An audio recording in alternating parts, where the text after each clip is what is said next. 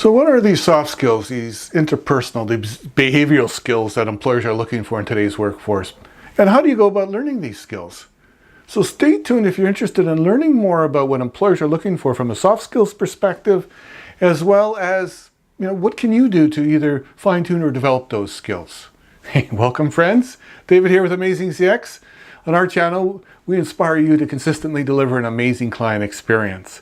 So if you're new here, do subscribe. Gives you access to our weekly Wednesday videos, and we'd love you to become one of us, an Amazing CXer. And at any time throughout the video, do check out the links in the show notes section below. Gives you access to that great content that we share with you. Now, a warm welcome to part 2 of our series, Workplace Readiness Skills. And here's the list of skills that employers are looking for. These are these soft skills, these behavioral skills that are really prized in today's workplace and will be in going forward as well. So what we're going to be doing in part 2 is focusing in on adaptability, collaboration, empathy, and personal leadership.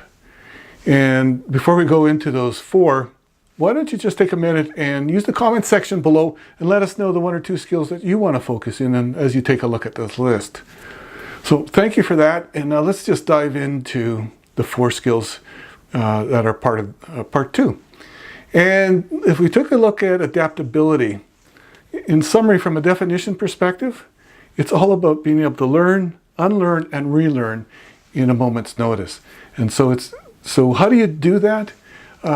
If you take a look at the right-hand side of the slide, we're going to highlight some of the points that are here, and we'll just encourage you to pause the video to read them more thoroughly. So things like avoid doing things repetitiously, because that brings routine, which makes you less adaptable. Put yourself in uncomfortable situations and learn from that. Enthusiastically embrace those tasks that you really don't like and see what you can learn from that. So those are the things that you can look from an adaptability perspective. So if we move on to collaboration, from a definition perspective, it's all about 2 or more people working together, sharing ideas, and working to a common outcome. So how do you become a better collaborator? Well, some of the ideas that you can work on are things like just being a really good listener, which is a common theme across a lot of these skills, is just being an effective listener. Take work on that's outside your area of comfort or expertise, and learn to rely on others to help you develop that way. Put the needs of the group ahead of your own, and pay attention to the differing perspectives, and that will contribute to you being a better collaborator. And those are things that you can do today in your social life as well.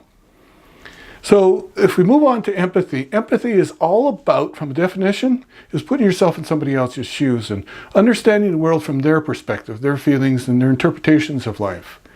And how can you become a more empathetic person?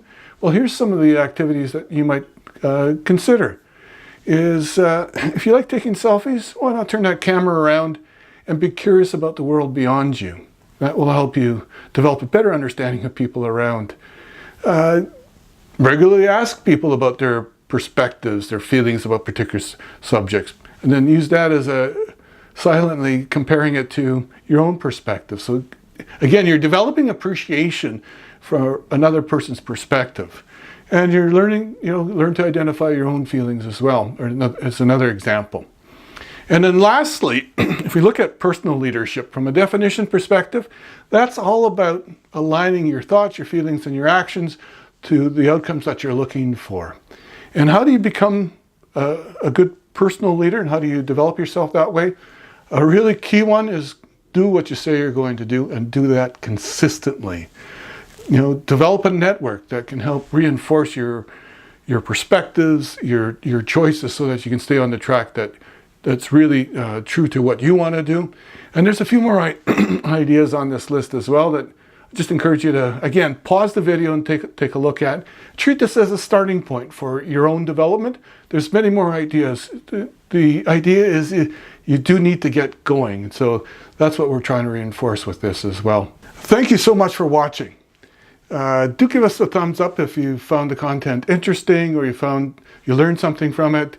Do consider subscribing, and when you do, hit the bell button the bell so that you can get notifications, as well as if you subscribe, you become one of us, and we'd love that as well. Use the comment section below to leave us thoughts about this video or ideas for future videos. And we look forward to seeing you next time here on AmazingCX.